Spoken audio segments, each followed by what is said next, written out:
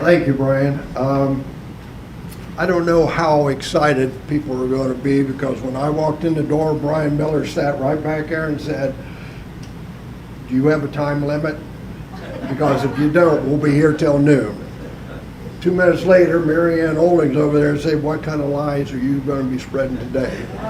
Well, so Brian, you're my timekeeper. You keep me telling the truth, okay? Brian, thank you very much for asking me today to answer the question, what is the connection between Grand Lake, excuse me, and the Miami-Erie Canal?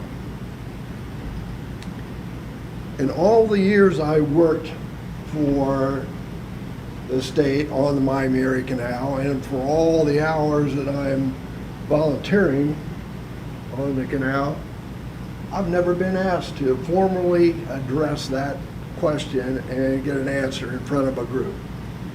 So it's going to be interesting.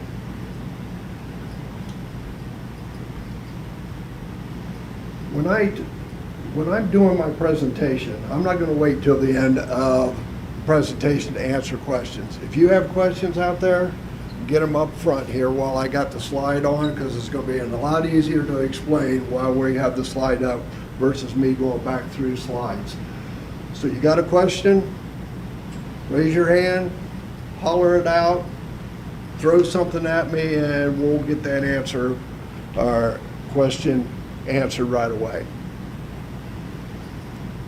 In all the years that I've been doing and talking to people about the Miami-Erie Canal, I kind of walk away with the impression that most people think that canals are more of a modern era type thing, when in reality, canals have been built across the world for thousands and thousands of years. The Egyptians, they had their canals they were building, and during the Roman Empire, they built canals clear across Europe. And with the immigration of the Europeans coming over to the United States, they brought that technology with them. And we were very, very fortunate. We had some founding fathers that really knew the benefits of building canals. So there was canals all over the eastern states. And then with a western expansion, then 2 expanded canals to the west. And then they came to Ohio. Let's see. Stay close. I don't remember how to do this. Okay, there we go. The Great Seal of the state of Ohio. So what is Ohio going to do with their canals? So if we look right there, right smack dab in the middle up front, there's a canal boat, right on the Great Seal. But the most curious thing about this seal is the date, 1802.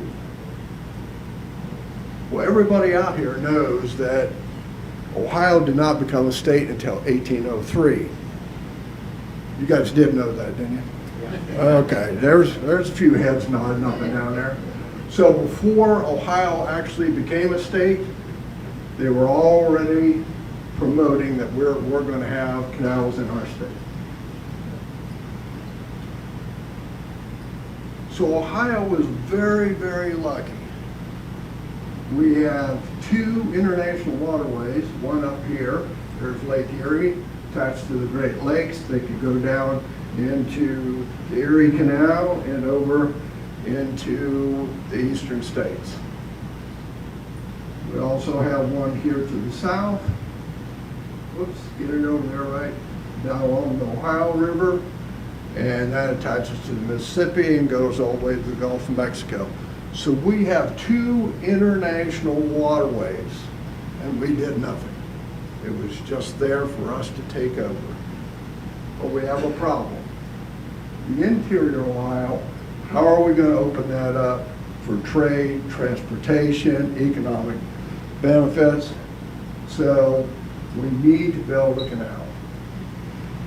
So our Ohio leaders, we went over to New York and we hired an engineer called James Geddes. He's the guy that built that little canal they got over there called the Erie. So they bring him to Ohio. I'm glad somebody laughed at that. That was a joke. Okay, so we bring him to Ohio, and they said, okay, we want you to build a canal, and we want it to go from Cincinnati to Cleveland. He goes, okay, so he dutifully goes out, does his engineering, and comes back and says, I have good news and I got bad news. Good news is you can build canals in Ohio. Not a problem. Bad news is you can't go from Cincinnati to Cleveland. They said, why not? Well, there's not enough water in north central Ohio to support a canal. So our Ohio leaders said, well, we think there is. Go back and do it again. So he goes back, does his study, does his surveying, and he comes back and says, no, my numbers are right. Says, you can't build a canal up there. And they said, well, you need to go back and find water for that. And he said, well, I'll tell you what I want to find. He said, I'm going to find my bags, and he packed up back to New York. So they hired some more engineers, and they settled on two different routes here. One starting up here in Cleveland, coming down to Portsmouth, that's the Ohio Erie Canal, and then from Cincinnati to Dayton. Now it's important to note here that I said Cincinnati to Dayton because that was the original route, with the idea that if it works out, we'll continue going north and take it all the way up to Toledo there.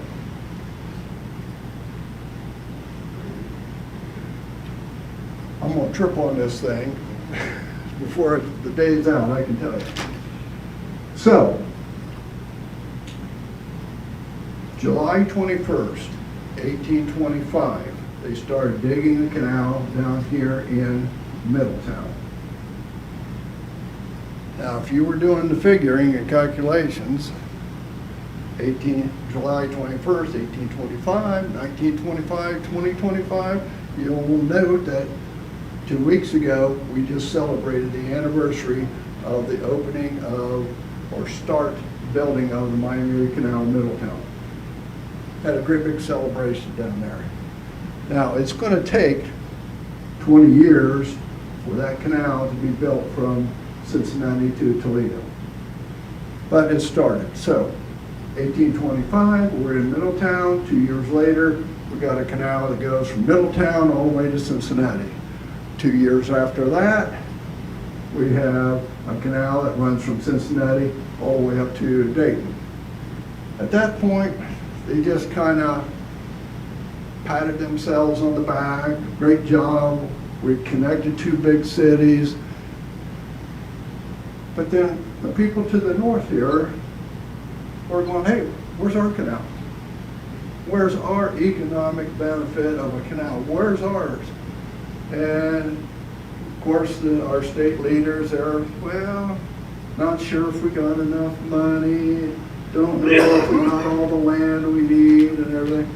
Then something happened. So is anybody from Indiana here? One person, okay. We may have to congratulate you or shake your hand because, did I lose something? Okay. Something happened. Our Ohio leadership, they were still scrounging around to figure out what they wanted to do, but all of a sudden, here comes Indiana and they're building a canal. And it's coming from Huntington along the Ohio River, and it wants to go all the way up to Toledo here. And that was the Wabash and Erie. That's a big problem. How are we going to we're not going to let them Hoosiers come in our state and build a canal. We can't do that. We can't have that happening. So that was a strong driving force to go ahead and continue building up the Miami-Erie Canal, which was now the Miami extension. So from Dayton to Toledo, that's the Miami extension, which eventually became the Miami-Erie Canal. So because of the Hoosiers here, we are building our canal all the way through. So now we've got two separate canals here, and we're connecting Lake Erie and the Ohio River. Now, when I said we were going to talk about the Miami-Erie Canal, what's the first thing that came to your mind? Well, if it was a canal boat with a bunch of people, boom, there it is. There's our canal boat with a bunch of people.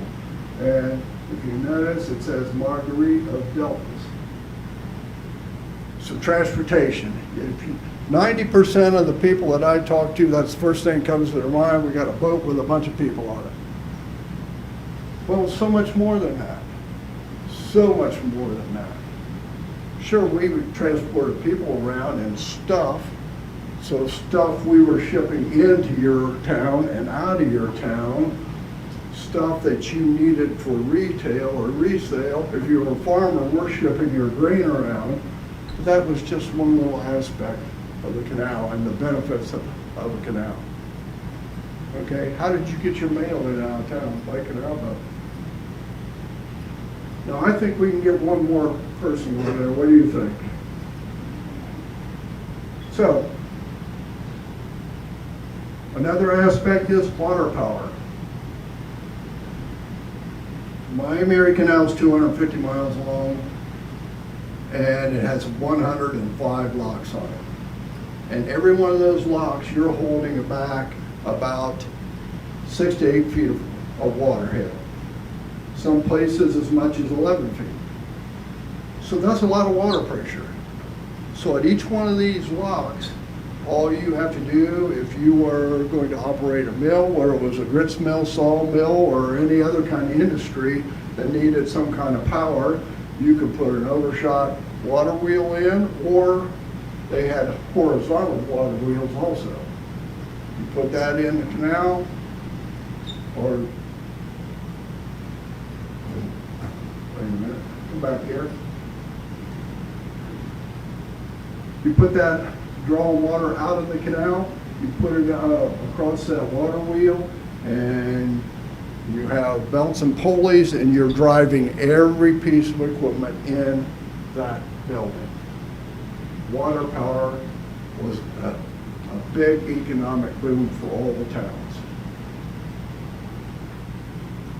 Right here, this is actually lock 23 in Delmas. This is a wood lock. This is where the canal boats would be going through. This is where all the water would spill over and go into a mill pond, and that's where you drew your water from. Okay? Mills were very, very popular. If we go locally here, New Bremen had a mill. Lock 2 had a mill. St. Mary's had 2 mills. Spencerville had a mill. Delmas had 2 mills. That's just here in this 40-mile stretch. A lot of economic benefits there, just from water power. Okay, what else do we have? A water resource.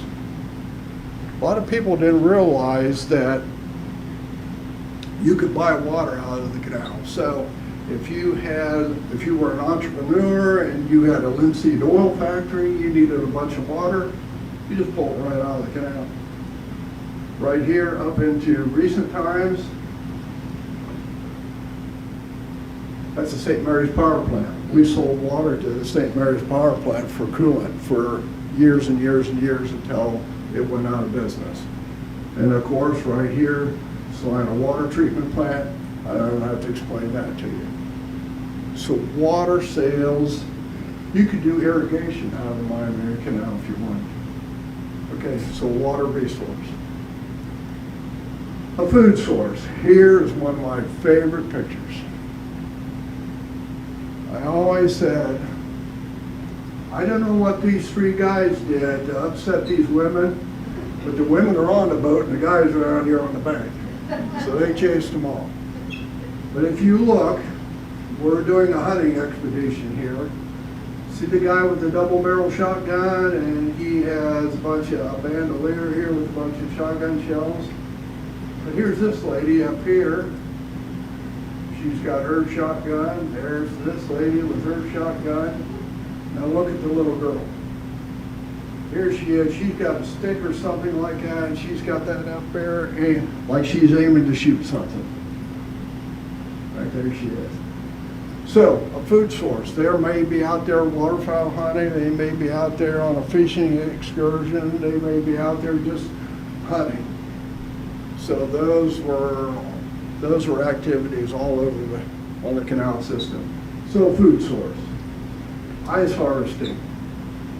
There's that big misnomer out there that when the ice covered the canal, that it just went out of existence for three months until it opened back up. But that's not true.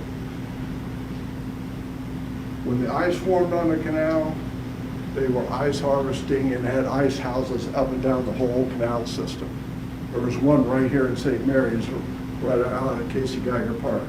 So we harvest and chop blocks of ice up and put them in an ice house and sell ice all year round. Now, look at this picture.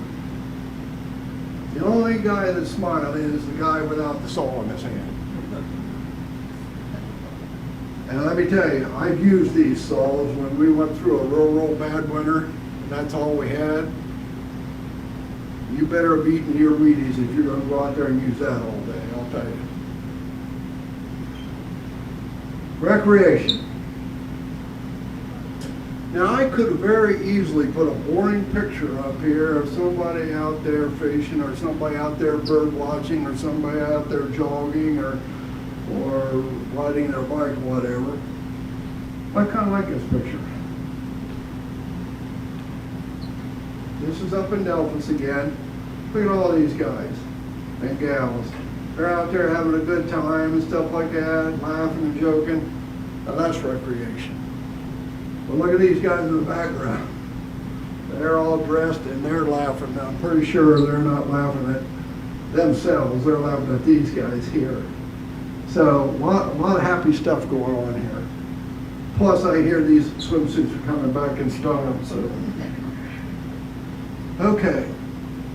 Here's an aspect of the canal system that most people have no idea happens. Fire protection. Any fire department can pull up and draw out of whatever water source they would like.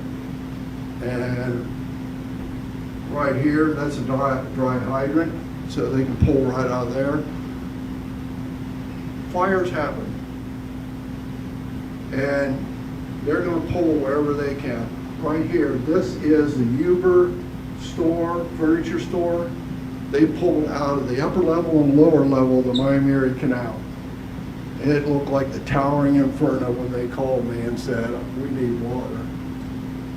So, I know of two major fires in St. Mary's. One in Spencerville, 2 or 3 in Delphus. The one out there at their industrial park, they actually sucked the canal dry and was begging for more, but we couldn't get it up to them fast enough. So just remember, fire protection is a big thing here. If it wasn't for the canal being there in downtown St. Mary's, it would have been a disaster. Without them being able to pull out of both levels. Okay, Dave? Is Dave still here? He had to go to a meeting. We're going to ask him if this place looks familiar to him. So, flood control. So the Army Corps of Engineers sees the Erie Canal as a viable resource for flood control in western Ohio. So here we are. This is Erie Canal crossing, what am I doing here? Crossing here, and this is the St. Mary's River. There's a spillway on both sides. There's a big Tainer gate there, 10-foot wide Tainer gate there. Dave and his crew are on call 24 hours a day, 7 days a week. Okay, so if they get a sudden storm, whether it's down in Minster, New Bremen, St. Mary's, Spencerville, or Delphus, they have to go out and adjust gates to control that water flow. Most people don't see that. Wildlife habitat. This is 40-acre pond. The water lily pads that you were looking for, they're all out at 40-acre pond. You get to see it. So, there's a lot of wildlife habitat out there, whether it's fish, aquatic vegetation, or aquatic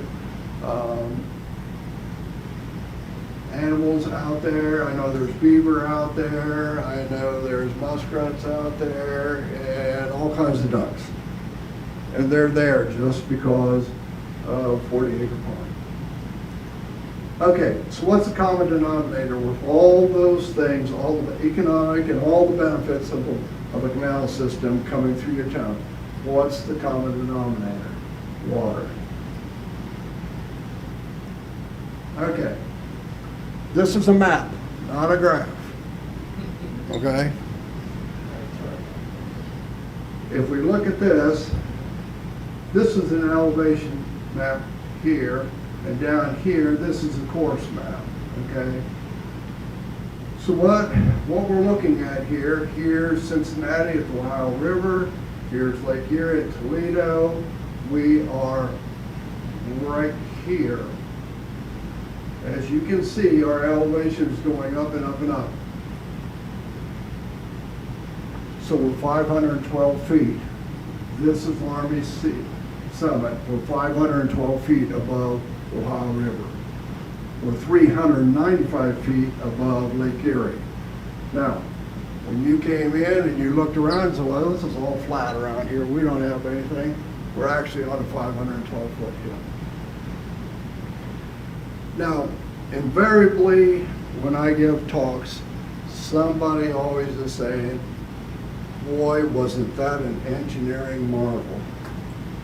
I go, well, what are you talking about? And they'll say, well, the fact that they were able to find a way to get from Cincinnati to Toledo. I said, huh, okay. I think that was the easiest part of building the canal. Well, how can that be? Well, let's take a look. Right here, if you follow this, that is the Great Miami River. Up here is the Maumee. What do we know about rivers? There's two things we always know about rivers. One is they always are flowing downhill. And two, they're always going into a bigger body of water. Well, let's see. Here's the Great Miami. It's going to eventually end in the Ohio River. So all we have to do is, here's our canal right here. All we got to do is build a canal right next to the river because we know it's going to end up in the Ohio River. Simple enough. Up here, same thing. Maumee is going to end up right here at Toledo, Lake Erie. And that's the course of the canal right there. All we got to do is build our canal right next to it. We got it all figured out. The biggest engineering marvel, in my estimation, is you got this 512-foot hill. How in the heck do we get water up there? How do we get water on a 512-foot hill? That's the marvel. Well, somebody did some thinking. Now this map corresponds with this map. So everything up here is the same down there. So somebody sat down and figured out, here is the headwaters of the Great Miami, right here. There's a basin here. We put a dam in there, voila, we've got ourselves a reservoir. All we have to do is get the water from that reservoir, which is right here. We come down, kind of follow, we're inside the Great Miami, and then we can build a low dam and divert water over into a feeder, and that feeder comes down here to Lockington, and that feeds water to the south. Well, we got half the canal figured out. The summit. We have Laramie Creek down here. So we're going to put a dam in that. Voila, we got another reservoir. Okay, and we build a feeder that goes about a mile, and right here we go, come up to the summit. Now we got water on the summit. Now comes Grand Lake. We don't have a river here. There's nothing to tap into. Somebody sat down and figured out that we have a pretty good sized watershed here. We have this big basin here. We're on the Continental Divide, so we have water going out the east end and the west end. All we need to do is impound it. So we put 2 dams up. One's on the west bank out here. What did I do? Did I hit the time limit? Nope. Is that my signal, Brian? It's time to shut up. It's like flashing lights at the bar. Okay. So yeah, so all we had to do was put a dam on both ends, on the east bank, the west bank. Watershed filled up the water level, and we had a spillway, and now voila, we have ourselves a 3rd reservoir. That to me is the biggest engineering feat on the Miami Erie Canal. How in the world did somebody figure that out? But they did. And we're very, very glad that they did, because otherwise there wouldn't be a Grand Lake out here. Okay. So here's Lake Laramie, 1,665 acres. And basically you can see how the river is there, and we impounded it and created a lake. Here's Lewistown Reservoir, which is commonly known now as Indian Lake, which is 5,800 acres. Basically, this is the whole headwater of the Great Miami. And here we go. Grand Lake, Lake Mercer, Grand Reservoir, the other Great Lake, whatever you want to name it. A lot of things had to come into play before this was possible. That is possible. Remember, if our Ohio leaders would have got their way of doing things, we would have had a canal from Cincinnati to Cleveland. So there wouldn't have been a Grand Lake. Remember, our Ohio leaders, they were ready to stop in Dayton. Well, if we didn't do the Miami extension north, there wouldn't be any Grand Lake out here. So where a lot of things had to come into play for us to see and play out there on that lake. So, here's the east bank. We just basically made a dam there. Went to the west bank, made a dam there. We have a spillway. We have an outlet here. And originally it was 17,000 acres, and then there was some trouble with some flooded farm ground in that, which is another story. And we lowered the spillway down, so now it's 13,500 acres. So, if you're going down 364, down the east bank, you'll come across, there's this big stone block. This is the east end of it. And it's all the original hand-laid stone. Okay? It's called the bulkhead.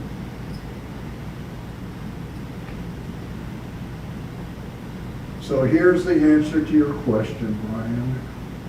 What's the connection between Grand Lake and the Miami Erie Canal? Well, here it is. This is the bulkhead. This is State Route 364. We're right on the end of the East Bank, and we have a mechanism here that there's 2 slide gates out here. One's 4 foot by 4 foot, the other one's 4 foot by 5 foot. And Dave Failer can run those gates up and down, however, and draw water out of the lake and keep water flowing into the canal, going north all the way through Delphos. So there's your long-awaited answer. That's your connection between Grand Lake and the Miami-Erie Canal. Questions for me? Yeah. So I've heard that the state of Indiana actually went bankrupt building canals. Is that historically the fact? I would say, well, the Ohio canals came close to that. But keep in mind that the Wabash Erie, Miami area was 250 miles, and the Ohio area was like 305. The Wabash area was over 400. That was a long way to go, and you had to bankroll all that. So that I wouldn't doubt that. Yeah. What else? Clear and back. Were some part of the canals kept clean? Because I noticed my canal south of the all full of mud, the same areas. Okay, define clean. You mean open? Vegetation, trees falling in, Okay. road. So, there's a trail that goes all the way from Fort Laramie all the way through Delphos. And it's part of the state Miami-Erie Canal Trail. It's also part of the Buckeye Trail system. So the Buckeye Trail goes all the way, circles the whole state of Ohio, and it runs right up the towpath through here. It's also part of the North Country Trail, which runs from New York all the way up to South Dakota. So there's 3 trails on there. So some of the trails have been developed. You know, they have a crushed limestone path on it. Some of it has asphalt on it. The majority through this area here is turf. Okay, and there's there's a big push to continue that crushed limestone path. Okay, so that's a lot of territory for Dave Failer and his crew to take care of. So if there's regular storms and stuff like that, and with the emerald ash borer out there killing all the ash trees, every time you get a little breeze, there's a tree falling down. So they have their hands full. But the trail does exist. They try to keep through and keep it open up and clean. They have a lot of volunteers that actually go through and mow and try to clear off the towpath as best they can. So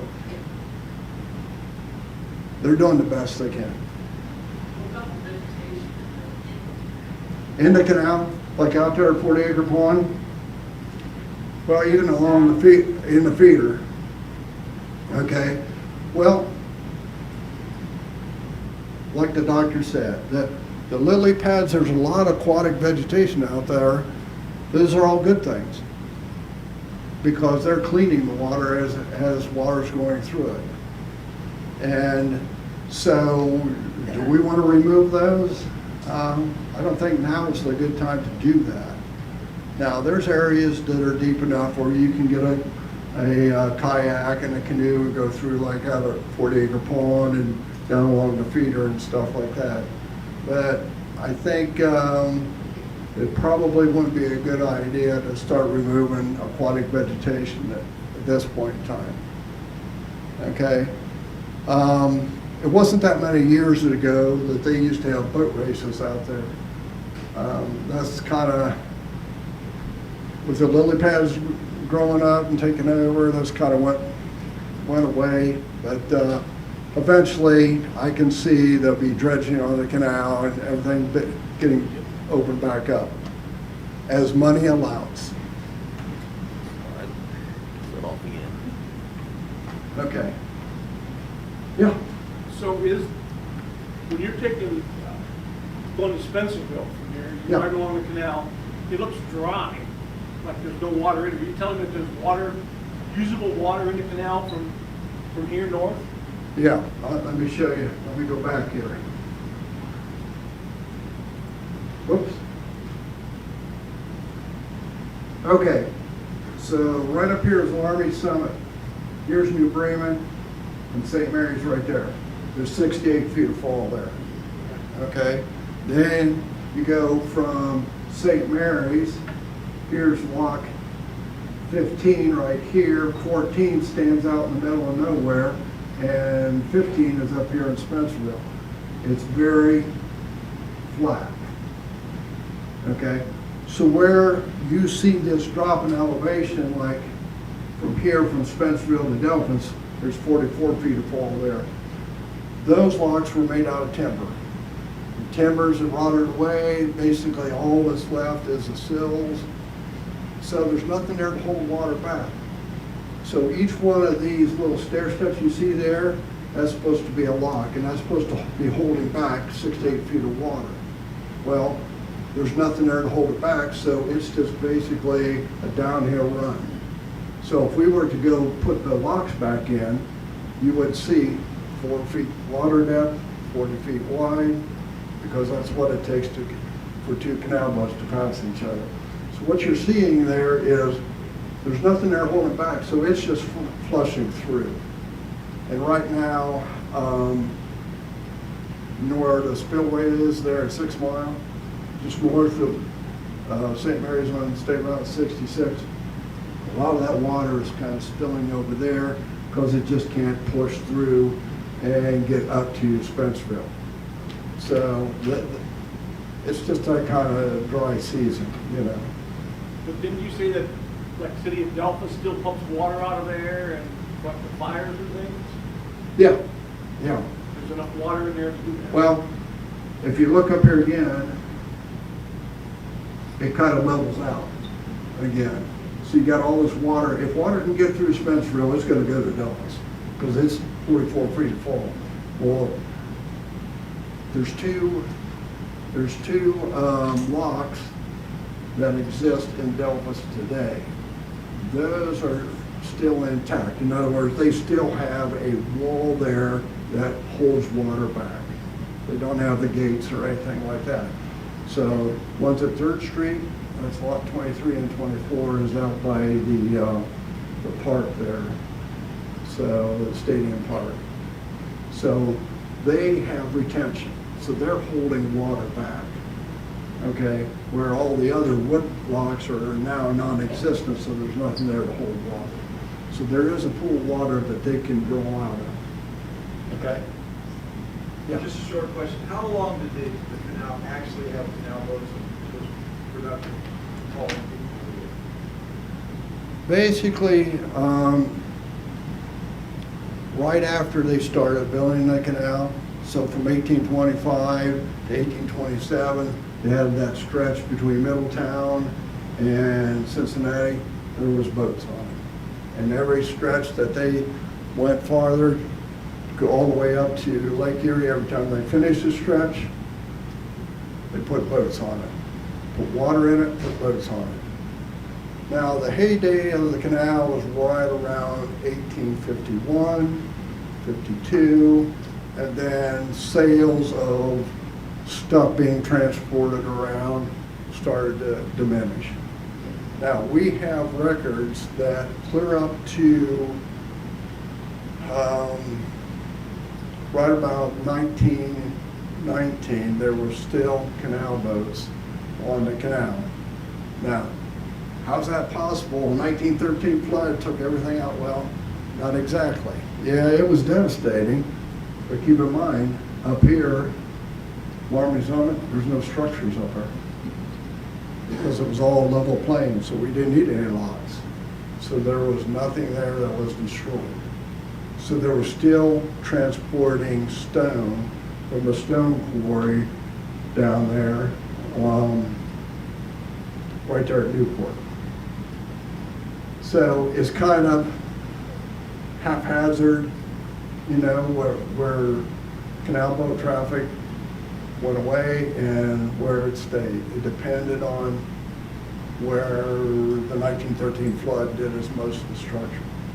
Does that make sense? Okay. Who else? Yeah. I'm ready to Been there. They abandoned some of the sections, like from the late 1800s, there'd be a section there between York and Lancaster and Carroll. Yeah.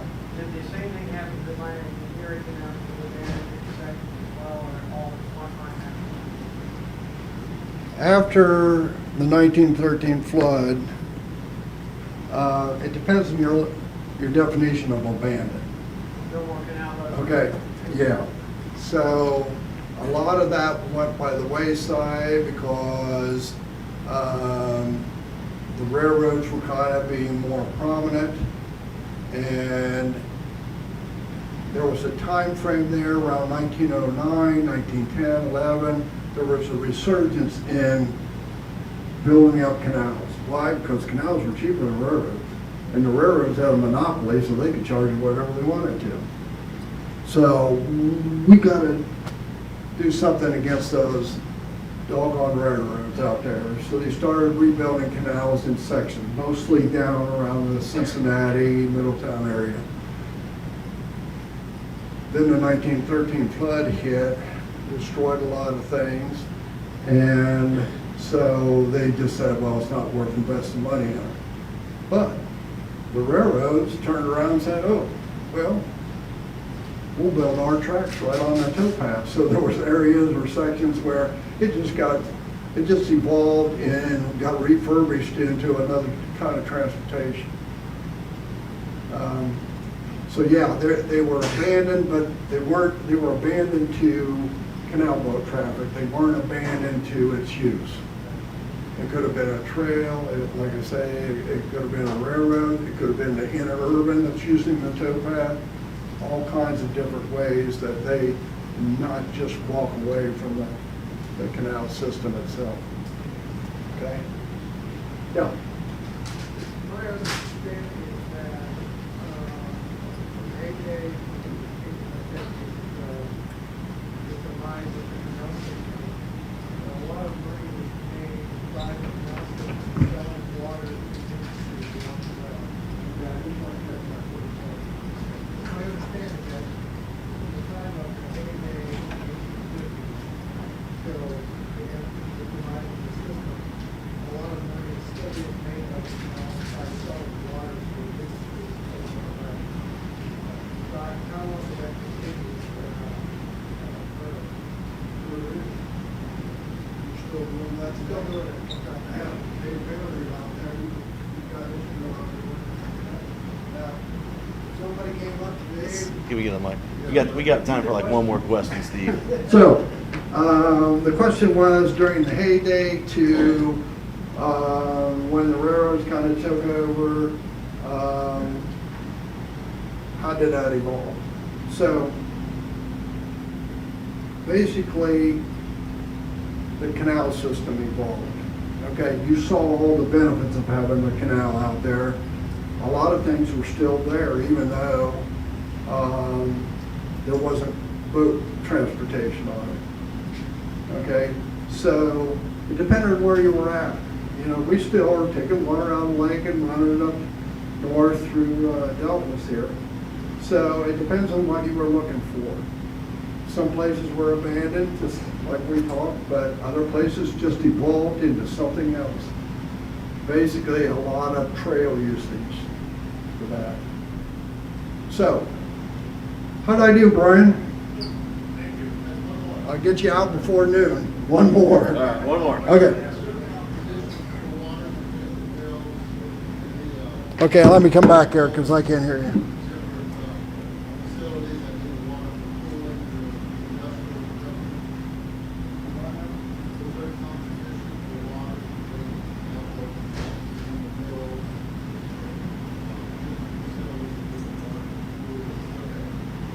So, was there competition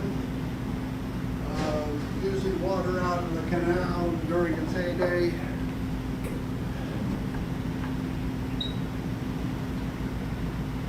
The one thing about a mill, okay, you're using water out of the canal for water power, right? But you're not consuming any water. That water went across the water wheel and right back into the canal. So there was no consumption there. There was always enough water. If you were close to a water source like Grand Lake here, you knew that you had 13,500 acres to draw out of. So in St. Mary's alone, there was an actual industrial park on the upper level of the canal. And they were all using water out of the canal for either a source of water or a water power. Okay, so you had to calculate where you were going to be at as to where the water was going to come and make sure that there was enough water going through the canal to serve your needs. Okay, so was there a competition?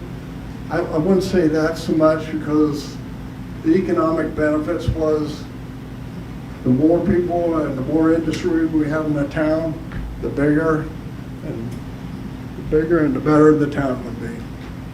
Does that make sense? Okay.